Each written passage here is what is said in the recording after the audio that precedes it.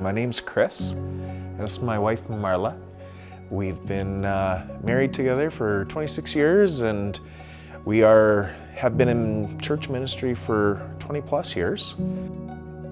Chris and I both attended a small Saskatchewan Bible college and both felt a call of God to be ministers as young people right out of high school, and that call and urgency to make disciples and be trained well in order to do that really became our focus.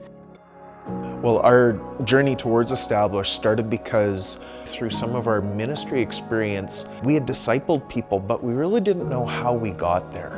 And we were looking for a process that would systematize how we do discipleship multiplication to release people as early as possible to be competent in knowing the scripture and to pass that off in a culturally natural way for their communities. So our church had the opportunity to travel to the community where they had the school shooting a number of years ago, and just had an opportunity to bless the pastors there as they were about to embark on a huge care for their community. So these ministers had started to engage with Establish 1.0, the first version.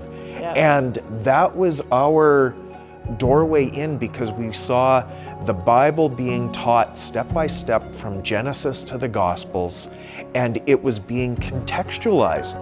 So much material we got as rural church pastors would come from mega churches or cities, and we'd have to do the work of interpreting it.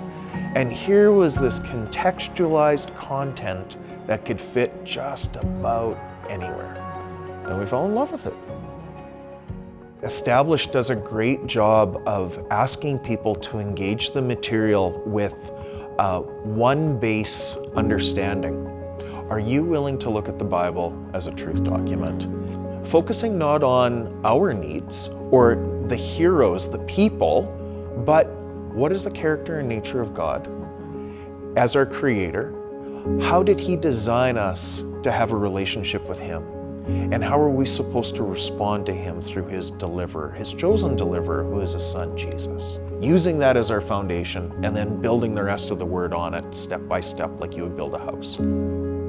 Just by focusing in on God's character, we get a perspective of who He is.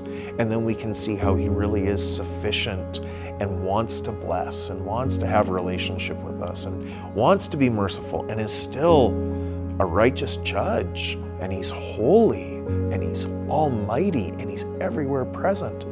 And a better grasp of those things, step by step, being revealed. And so if we can lay that out in a clear way that they can grasp it and understand it with a process that allows it to be practiced in their life and then shared with someone else, that's a win. Because people deeply love Jesus. They want to know how God has revealed Himself to us, and they want a way to share with someone else with confidence, whether in their family, to a neighbor over a cup of coffee, or a broader group of people who are all coming to ask the question, why should I follow your God? And for new believers who want to obey Christ, they've tasted and seen that He's good, and they hear this command, go and make disciples, but then I don't have the tools. I don't know how, and I don't have a lot of biblical literacy. Established provides a framework for them to really just pick up and get going with discipleship.